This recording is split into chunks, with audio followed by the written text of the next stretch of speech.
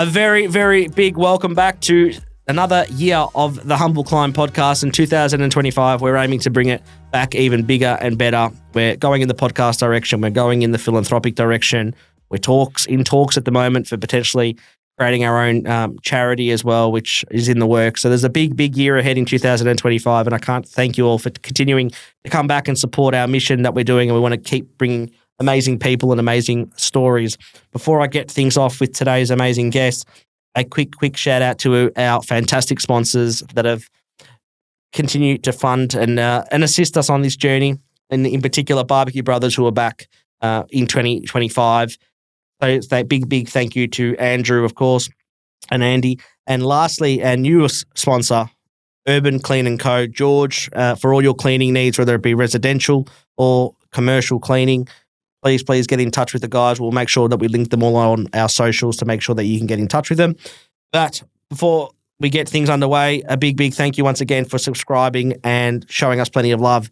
Now let's get into the episode, welcoming in 2025 with a big guest, not just because he's a heavyweight, but 2025 is bringing on new guests and good, inspiring stories. Got sitting beside me is Kris Terzievski, professional boxer, owner of Crew Fitness and Performance in Craigieburn. From the hood, we love it. Started from the burbs, now we're here. But Kris, welcome to the Humble Climb. Thank you so much, my brother. It's good to be on. Star. We were talking off air, obviously, about our mutual connections. You've got an amazing partner, and I want to say it on the record. Amelia is an amazing person, and her best friend, Chloe, huge, incredible people. And I just wanted to say it on air so that it's on the record because they are absolute rock stars, the two of them. So it's so good to see you happy, and obviously with baby Christian as well. So wishing him, more importantly, everything that the world has to offer in a good way. Oh my God, man. Thank you so much, bro. That's elite. The girls will be wrapped. The girls are right there. Christian will be wrapped. Let's make sure they share it around now. Yeah, exactly. But wanted to bring you on, obviously, a professional boxer. You've got an amazing record so far. I think it's is it 15, 16 bouts, 12 wins? Yeah, so you rarely lose pretty much. Yeah. Bit like myself in front of a real estate listing.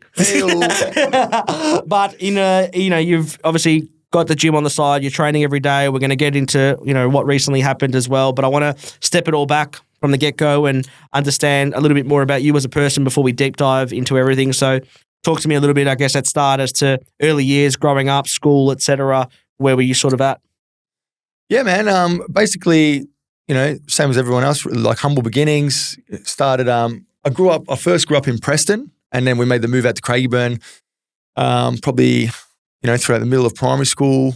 And then in that sort of time, man, Craigieburn, there wasn't much really going on at Craigieburn, you know what I mean? So just running around as young kids, getting up to mischief and stuff like that, and then stumbled across a youth centre when I was about 15, and I had a boxing program in it.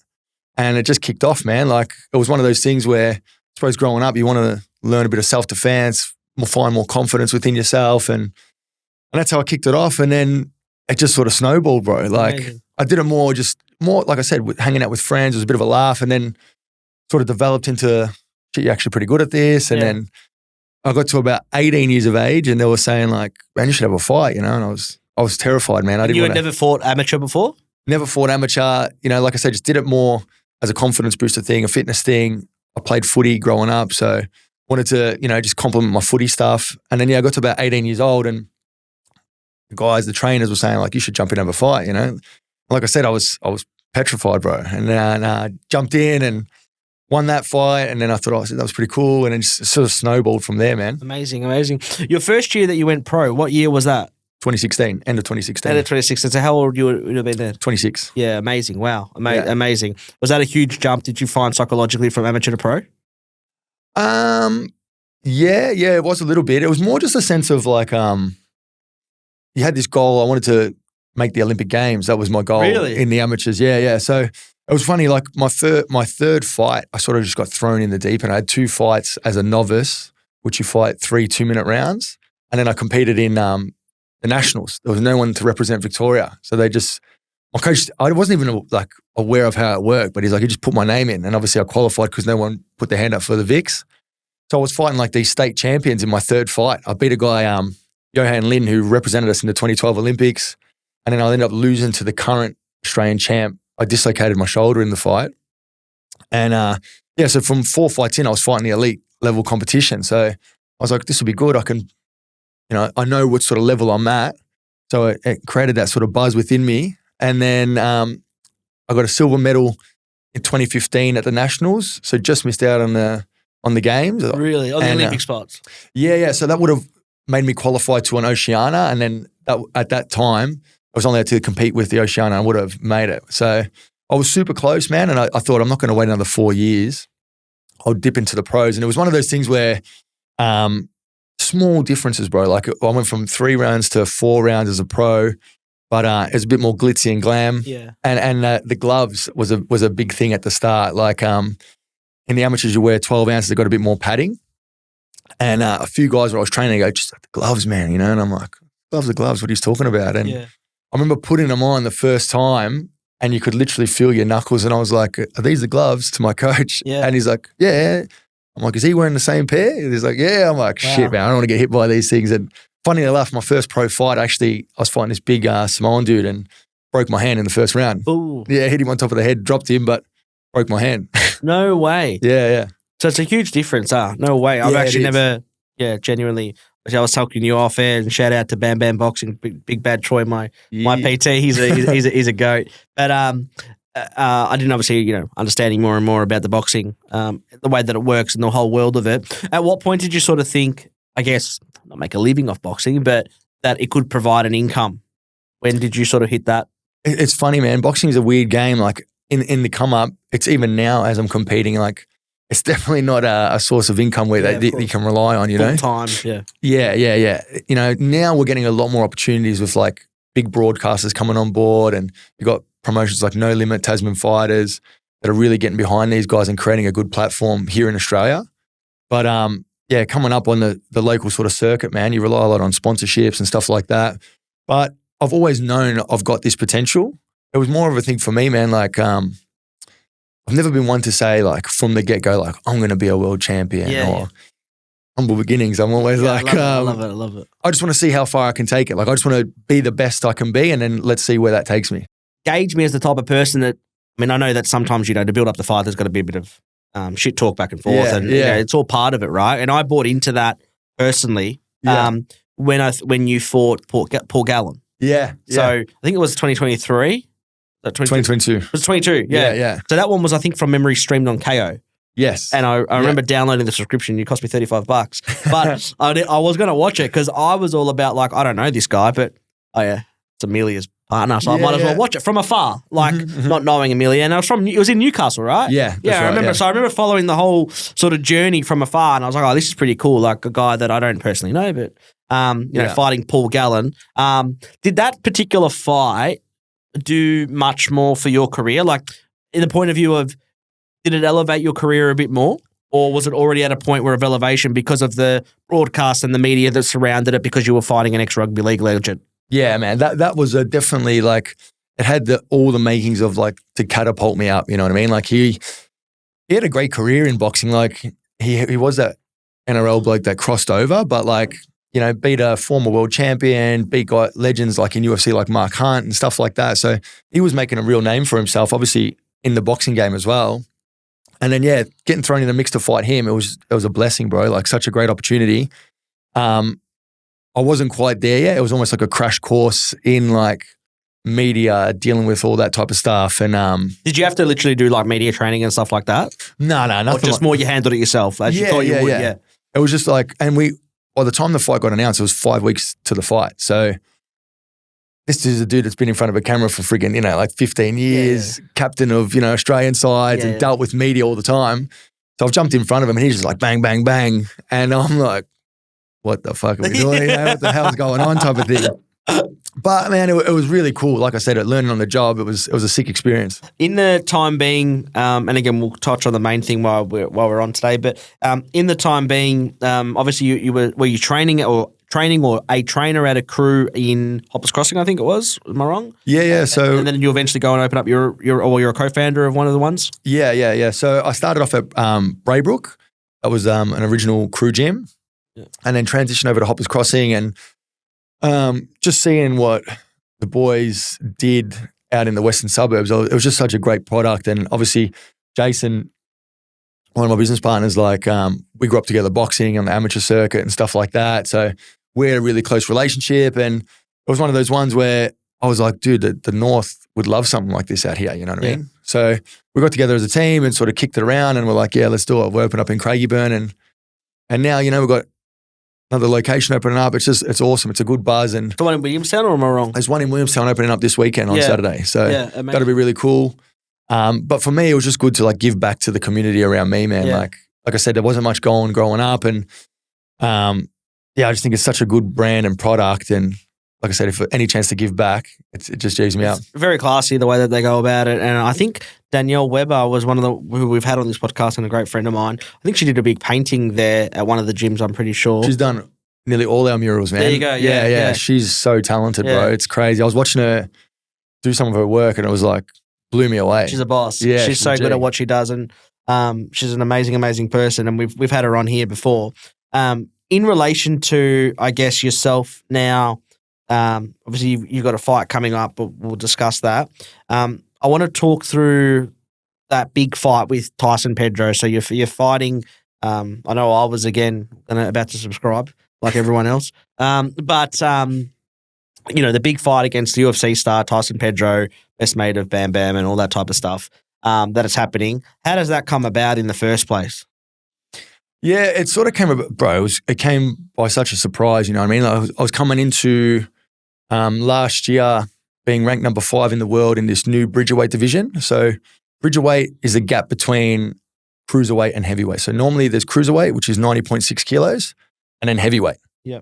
So, you know, I'm fighting guys 130, and as a smaller heavyweight. So the fact that they brought this in, it's a really cool thing for guys at higher weight divisions, that you can sort of pick up belts in multiple divisions and stuff like that. So this is 91 to 101. And after I beat Gallen, he was actually looking to get into that division and then sort of stepped away. So it set up a sort of an opportunity for myself to get ranked. So I'm ranked 5 in the world in this division. And then he was looking to obviously transition from MMA to boxing. And they must have gone through the list and obviously seen another fellow Aussie with a high ranking. And just through his profile as a MMA guy, he got an opportunity. Like the WBC said they'd sanction it. He could fight for this belt. You're fighting against a world-ranked opponent. And it was Makes like sense. Yeah, it was a perfect storm. I think coming off the back of like, you got, I don't know if you follow MMA and stuff, like Francis Ngannou fought Tyson Fury, that crossover. For sure. We could almost make a little one in Australia, you know what I mean? 100%. And then they get in touch with you or your management and all that. Yeah, they hit up my management. They, threw us some massive opportunity, and I was just like, in a second, let's go. Let's go. So then prepping for the fight, you're what, 8 weeks out? Yeah. Prepping for the fight. So I found out about it because we were originally supposed to fight in June. I found out probably in February that there was talks, and then probably around March, it looked like, all right, this is going to happen. So I was originally going to fight in March to open it up, and I was like, well, this is a way bigger opportunity. We'll get ready to go. And I was going to get promoted by Danny Green and Stan Sports. Yeah. Like, it was a mad buzz. So, yeah, man, found out a couple of months out, and was getting ready for prep and promotion and all that. It was cool. Went to Sydney. It was going to be at the Hordern Pavilion in Sydney. So, yeah, mega event. Everything seemed great. And then he obviously hurt himself. He fractured his elbow or something like that leading into that prep. And then that was another stint we missed out on, Like, it was just such a long period of time getting ready for this one dude, you know what I mean? 100%. And then it gets postponed to October, November? Yeah, it got postponed to October. Yeah. End of November. End of November, yeah, I remember because it was just before Christmas, I think. Correct, yeah. Again, I've been following from afar. As you can tell, I'm like a groupie, man. You're a G. And then it gets, it's the end of November. And then it's obviously you're training. I imagine you're doing your usual camp, you're cutting weight, you're doing all that type of stuff to make it. And were you guys, at the weigh-ins wise, remind me, similar weight? Yeah. Similar weight. It was one of them too, bro, because like he got injured and it was multiple reports. Like Green was actually saying, we're probably not going to go till October. So I'm like, all right, cool. I can get some fights in between. Like I'm not going to miss out on a whole year. But then speaking of their side, they're like, small injury, we'll be going again in August. Yeah. So then you ramp up, get ready for August. Like, actually, it's probably going to be end of September now, it's looking like. So you taper down, you ramp back up. And then it was November, and it's like, all right, so we've got November now. And just mentally, bro, it was a bit of a drainer in the sense of you're constantly heading into this like for me personally, I got to hit a different mindset when it comes to fighting. Like there's Kris that here can have a chat, and then obviously you get fight mode where you're trying to, cut out all distractions, single focus. And then, like you said, bro, new dad, you got a business, trying to manage all these things for it to happen and not happen, happen and not happen. It was pretty full on, And I think staying in that emotional state is probably the hardest thing of being on. Yeah. To be ready for that. Exactly. Not that I can relate to boxing, but I imagine being in your position of, I know Tyson Fury, whether it was legit or not, I don't know, but I know Tyson Fury in his most recent fight that he lost to Usyk didn't talk to his family for 3 months, as an example. Yeah. Again, I'm sure it's true, but so I imagine, cutting all that is his thing. Leading up to the fight, is there any talk of it not happening? Or you're a week out, you do your weigh in, or a day's out, you do all your weigh in, you got Danny Green in the back, Dan Sports all over it, etc. Is there anything suggesting that what ended up happening happens, or are you just thinking this is going to happen? Me personally, bro, I'm just thinking it's going to happen. Yeah. That was the thing, man. I just thought for the production and how it was, Stan Sports, you had guys like Danny. Danny Green wasn't actually involved in the second promotion. I was a different sort of guy because I think the main one was supposed to be, I'm going to suck you in for another $35 on Stan Sport pay-per-view, you know what I mean? But this one was going to be free to air. It was by a different promoter. It wasn't in, the heart of Sydney. It was in Penrith, his hometown. So heap of different dynamics. So, and again, that was the thing for me, man, where I was looking at it where I'm like, at the end of the day, where am I going to get this opportunity to fight for such a great title against a guy who's never had a professional fight? He's got such a name. Yeah, he's got such a name. 10 rounds suits me. This guy's only fought 3 5-minute rounds. So it was just it was too good to be true for an opportunity for me, you know what I mean? So that was my mindset going in, and I prepared so hard for it, man, for literally the whole year. So I'm like, it's just going to happen. That was my mindset. And, we spoke about earlier, the financial side of things, it was a way bigger pay packet than what I ever would have received. So I'm, you're almost thinking about how you're going to set yourself up after it and stuff like that. So I was all in. And then obviously leading up to it, just certain things that were a bit shady, weren't sort of falling into place. We sort of received the contract 3 weeks out from the fight. So all the advertisements gone out that it's happening, the fight, the date, where it's happening, etc. The two names are fighting, but nothing's been signed. Yeah. Really? Yeah. So, and again, from the original one, it was all above board, contracts were out, all that type of stuff. So I just thought it was going to be another sort of formality roll on, same type of thing.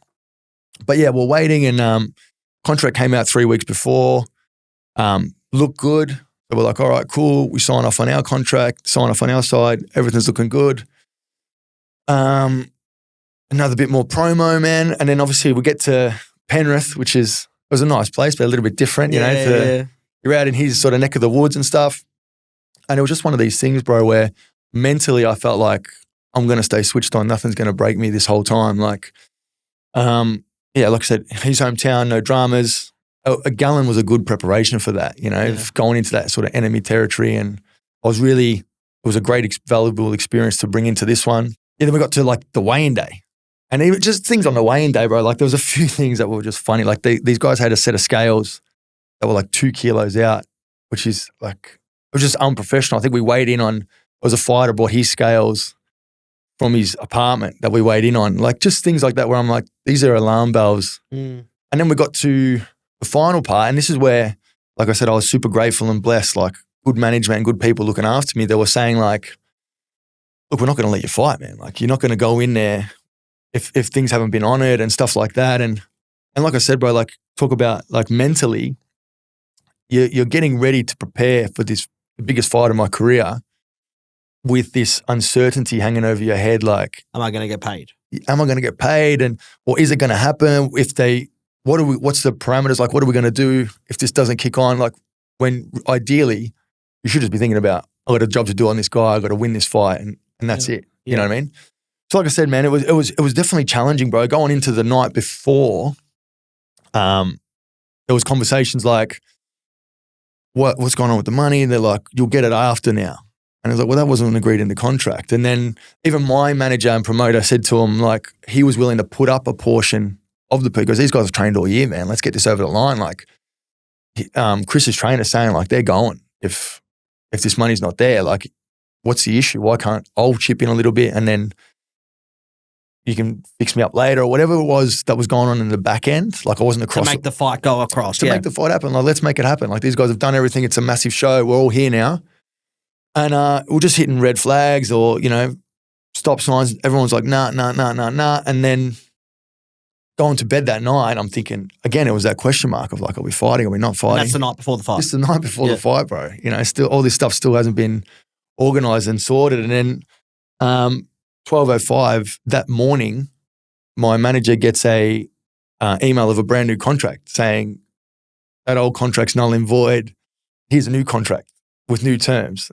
And it was just like, I don't know if it's ever been done in boxing before. I'm like, that shit's just not on. Yeah. And then, I sort of woke up to my manager. I'm like, this was about 6:30 in the morning. I'm like, what's going on? We're fighting, we're not. And he's like, you're probably not going to get paid, man. Pack your bags. Let's go. So, you know, as a group, my trainer as well, he was saying as well, he's like, how am I supposed to put you in if roles are reversed? Your head's all over the shop. Is this happening? Is it not? You know, we made the call. These guys haven't honoured what they were supposed to do. And that's how the game goes type of thing. So you book flights? Yeah, we didn't even book flight, but we just headed to the airport. And then once we got to the airport, we just like had to sort our shit out, you know? Really? Funnily enough, like I get a screenshot on the way to the airport saying there's money in your account. And obviously I checked my account. There's no money in my account, whatever. And then again, speaking to my manager, I was like, look, they've just sent through this coin, it looks like, you know what I mean? And again, it was a call my trainer made, like, we're at the airport now.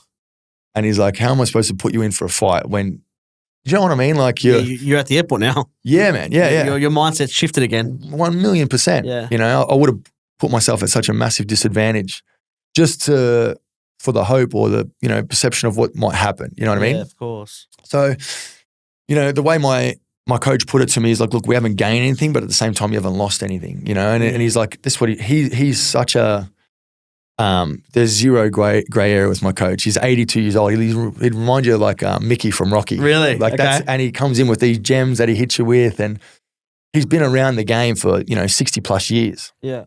So he's seen everything and been around it. So having that experience on the back of him, you know. He knows. He knows. And he's like, look, son, at the end of the day, if you don't stand for something, you'll fall for anything. And he's like, these people are taking you for a ride. You know, they might say, yeah, we'll get it to you, then it'll come this day, then it might come a week later or maybe a month later. And you know, he's like, I've seen it happen too many times before. So probably a dumb question, but like, have you and Tyson Pedro spoke directly, like one-on-one post all this?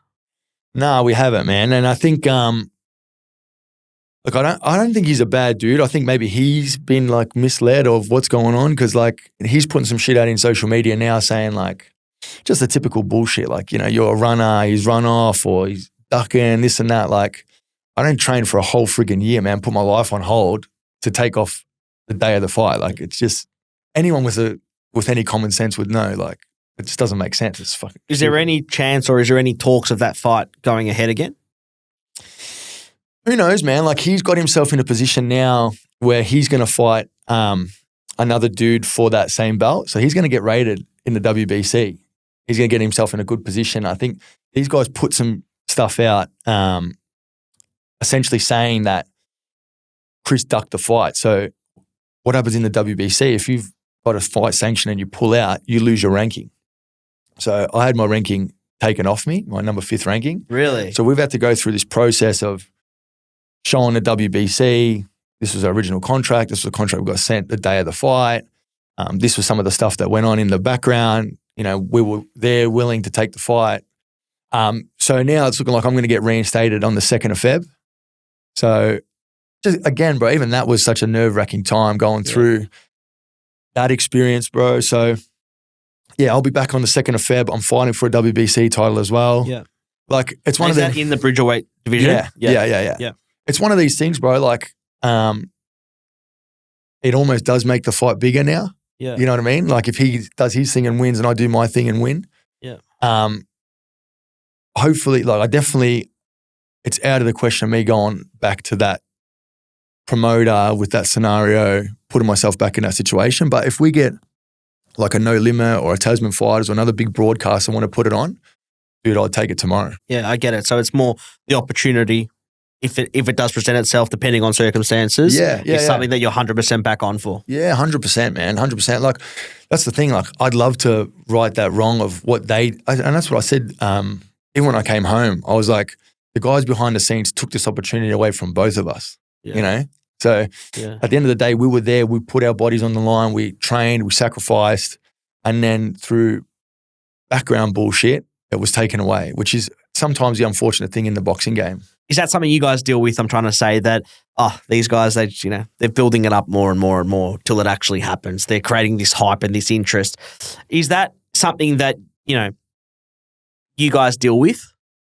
Yeah, look, man, I think for me, bro, it'll probably come, this next chapter is where it comes into play a little bit more. You know what I mean? Like when you start, this essentially could be built up to be a big rivalry now. You know what I mean? So then you start looking into those conspiracy things. But for me, at my stage, like now, the next guy I'm going to fight, he's coming overseas. He's from Africa. I'm going to see him the day before the fight. So he's coming, yeah. So then we're punching on. Amazing. Amazing. And was that similar with Tyson, like you met the day before type of thing? Or Nah, so see, with a big fight like that, obviously you want more eyeballs gravitating to it, big broadcasters. So I suppose the only thing which like irks me a little bit, bro, is like they want you to talk shit. They want you to poke and prod at each other for the average punter to be like, see what they said about this guy, And even though you might be like, fuck man, this guy's a really nice guy. Yeah. Well, Paul Gallen actually said that to me, bro. Yeah. At the end it was one, we're at Fox Sports and we did like this face-off. And I think I remember it in the suit. Yeah. He said to me, they're like, anything you want to say to Kris? He's like, man, he's just freaking too nice. Like, how can I talk shit about this guy? He's just being nice. You know what I mean? And that's the thing. Like Pedro just might be a really, really nice guy. I don't think he's a bad dude. He's just been potentially. Of course, everyone goes and gets their own advice. I'm sure, and even like I just seen, man. Like I try not to pay too much attention to it. Like I said, I got my own fight, my own things to worry about now. But like, he put this cringy shit up on social media. He's doing these chin-ups and he's got a doll of me and saying like, oh, you left, Kris? Yeah. Like you took me out, or you should have taken me out to dinner before you rolled me or something. And I was just like, whatever suits you, bro. That's what I get. Like it's like beef, but nice beef in some ways. That like you're like, all right, man, I kind of want to punch on with this guy, but I kind of like it. It's weird, man. Yeah. It's weird. Ultimately, we're competitors. You know what I mean? Like I want to, when it gets down to actual fighting, bro. Like I want to show that I'm the best and I'm better than you. And I always say, like, it's not like I'm going out to fully hurt these maliciously people. Hurt, yeah, of course. You're going out there to win. Yeah, man. I remember one time I knocked this guy out really, really bad, and he was down. He was like out for like 20 minutes. It was a scary experience. And I said I was talking to a mate who's another boxer, and I said, shook me up a little bit, And he's like, hey, man, better him than you. Yeah. And it is that scenario when you're in there, 100%. It's kill or be killed. Because it's almost as well like, you want to win, but by the ruls. Yeah. Within the guidelines. Of course. So I really hope that it's thing. I mean, I was talking to you about this fight that's coming up now about it all, but just talking just briefly, your mindset coming back into Melbourne, flying into Melbourne, and I'm sure your phone was buzzing off left, right and centre. I was Googling straight away like, man, what's going on? Why is this fight not happening, right? So I like everybody else. Your mindset over those next days, weeks, month, call it whatever. What are you personally going through when all that stuff happened? I guess because I imagine it would have been a very unfamiliar position.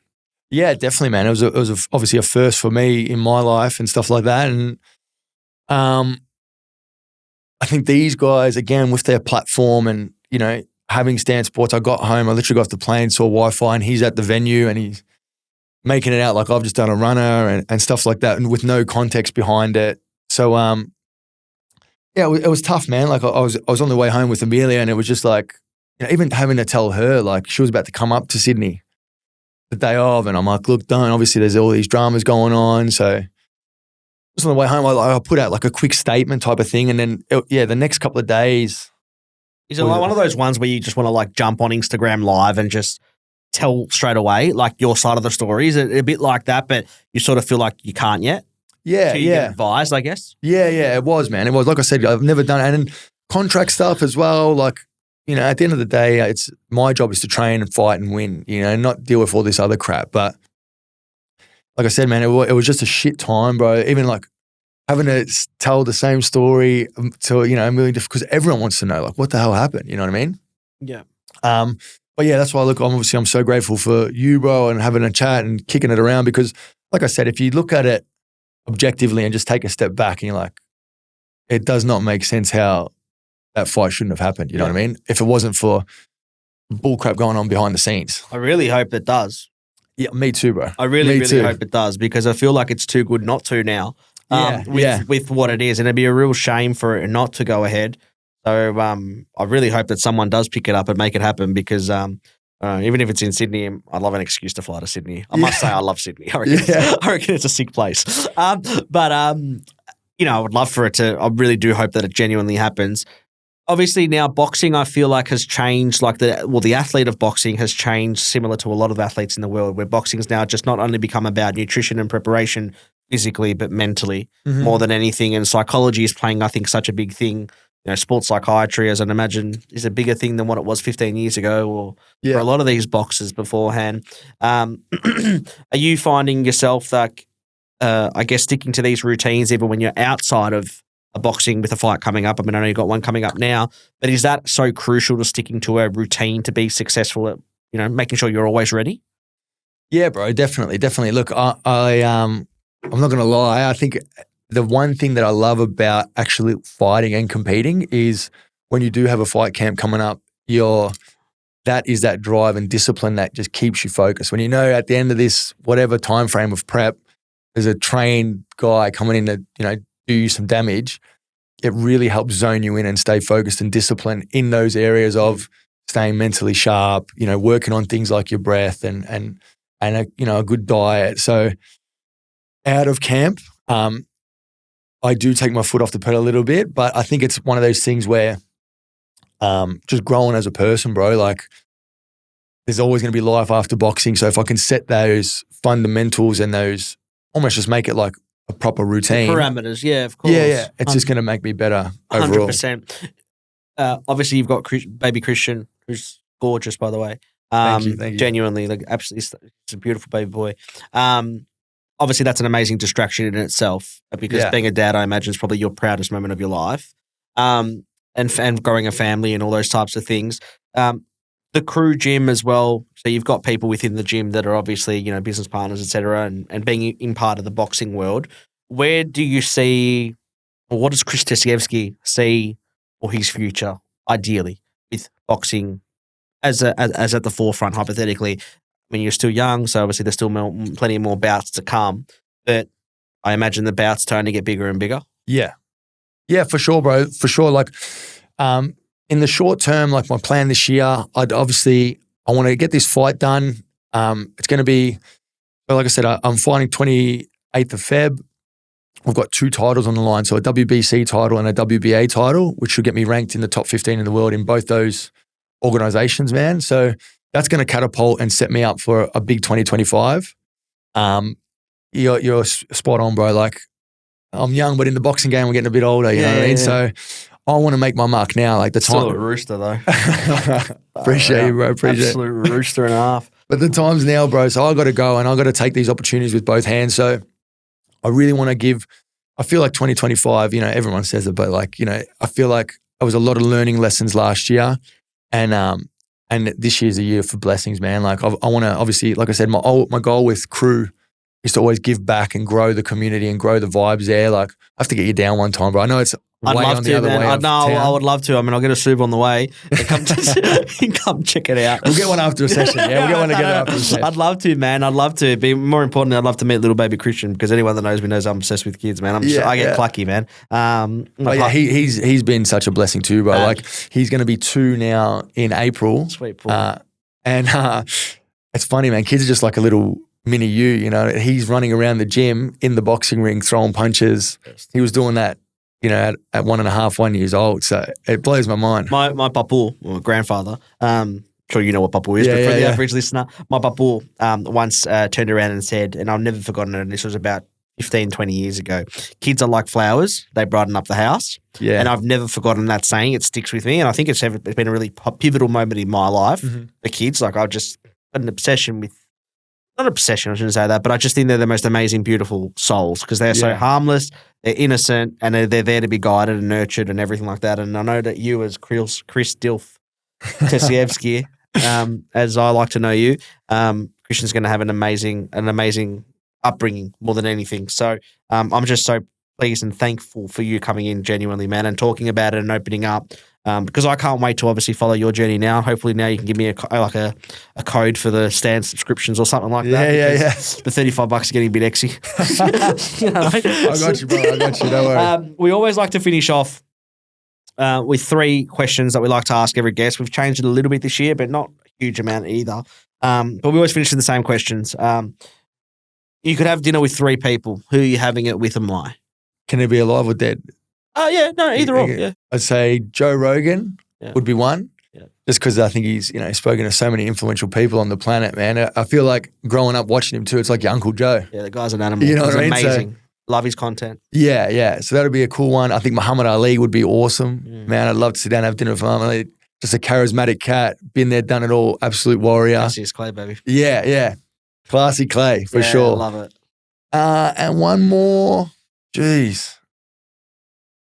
Maybe Sylvester Stallone. Nice. Yeah. I reckon Sly would be cool. Like Rocky's movies were another reason why I think I got into boxing and stuff like that. And Philadelphia Steps. Yeah. I love it. I think that'd be cool. Amazing. I love that. Your biggest inspiration outside of your family, because I know traditionally when I've asked that question, we've always said, my mum or my dad or whatever. But for yourself, and it could be personal or mentor or it could be an idol that you've never met before, hypothetically. But your biggest inspiration outside of your family? I don't think I'd have to say my coach. Coach Ray, he's just been such a pivotal person in my life, man. Like I think sometimes the universe or God just brings these certain people in your life. And I didn't have much of a male role model. My dad passed away when I was 12.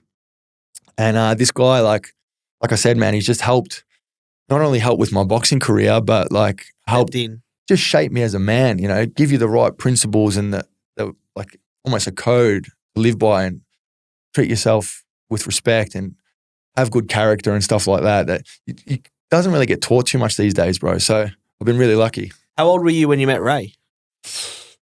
I was probably like 25. Wow. Yeah. So it was just one of those things, man. I feel like I'm a sponge. If I'm interested in something it's funny, a short story how we met. Like I was working at a gym and this he's our oldest black belt in Australia. So he had this guy that he would train boxing for an hour and this guy would train him jiu-jitsu for an hour. And he picked up the sport when he was like 60. He's like, I just wanted to learn something new, grapple, wrestle. He started at 60 years of age and I'd watch these 2 guys exchange their knowledge. And every now and then I'd just put my hand up and be like, can I ask quick, what was that punch? Or why'd you do that combination? And he's like, look, son, if you ever want to come down to my gym, I'm too pleased to help you. And the rest was history, man. So just a special human being. He's trained multiple footy clubs, tennis players. Like he's been an athlete his whole life. And yeah, man, just a good dude to be around. Has he always specialised in boxing? His bread and butter was boxing. He is originally from Sydney. He played like the VFL version of Sydney back in the day. He played for the Rabbitohs. And then obviously come across to Melbourne. Like I said, he's trained multiple footy clubs. He trained Collingwood Footy Club in the 80s. He had a lot to do with Joe Watson getting to his level of peak fitness and stuff like that. So he's just been around the game, man, and a wealth of knowledge and just a top human. Who do you follow out of curiosity? Collingwood. There you go. I knew you were going to say that. I knew you were going to say that. Last one that we like to ask. Ideal retirement destination? That's an interesting question. What's yours? Look, for me, I'm Greece. But village in Greece, where we're from for sure. I've never been to the homeland, so maybe I'll check that out and then it could be the one to settle down and live in. I love that. I love that. That is amazing. I think, wrapping things up, shortly, but obviously big fight coming up on the 28th, just touching on that just briefly. Tickets are available to be bought. Yep. Tickets available. It'll be at the Melbourne Pavilion, 28th of Feb. International opponent, so it'll be a good test coming back from over a year out of the ring. So I'm looking forward to it, bringing it back to Melbourne, man. So this will be your first fight in over a year? Over a year, yeah. Amazing. Yeah. And is that rare for a boxer of your quality, I guess, to have not a fight in a year, or is that sort of normal? Nah, it's rare, man. It's rare. Like inactivity is probably the biggest weakness for a fighter, you know what I mean? The best, if you can be active and be in there as many times as you can, it's just like anything, I suppose, the more times you do it, the better you're going to be. So, I'm interested. Like I've had a whole year of preparation and training, Literally. on the back of last year, and then obviously a good couple of weeks, 8 weeks for this one. So, man, I'm itching to get in there. Literally. And I'm pumped to put on a show. What is your ideal fights per year calendar, hypothetically? I mean, if you had to number one. If I could have 4 fights a year, it would be amazing. So 1 a quarter. Yeah. Would be the ideal for you. For me, Yeah, I love that. that. And the time being, obviously, you're gym it, you're working and everything like that. 24/7, baby. I love it. A massive, massive thank you to Kris for coming on. Kris Tvtki. Massive hello to Amelia and Chloe as well. And thanks for helping set this up and behind the scenes, girls. I really, really appreciate it. Absolutely love you girls. You guys are rock stars. Kris, thank you so much. You're a gentleman. Kris is a Christian, more importantly than anyone in the world. And a huge, huge thank you once again to Andy from Barbecue Brothers Catering. If you need anything done for your upcoming events, make sure you get in touch with the guys, Andy. Hit me up. We can provide you with the numbers and the details, and they'll be across our socials. They do an incredible spit, whatever you want. You name it. Second birthday's coming up. Maybe you can get Barbecue Brothers there. It'll be after the fight anyway. So, and also George from Urban Clean & Co. Any cleaning, residential and commercial, they've got you. Trust me, I've got you. Continue to subscribe, share. This has been a really informative episode with Kris, and I can't thank him for being so open. We hope to see the fight with Pedro happen again one day soon, but in the time being, all focuses are on Tabul. Yep. Tabul for the Friday, 28th of Feb, I believe it is. Any questions about inquiries or buying tickets, hit the Great Man up or check out the links regardless below where we've got it all. Thank you guys so much. Kris, you're a rock star. Best of luck. Much love, brother. Thank you.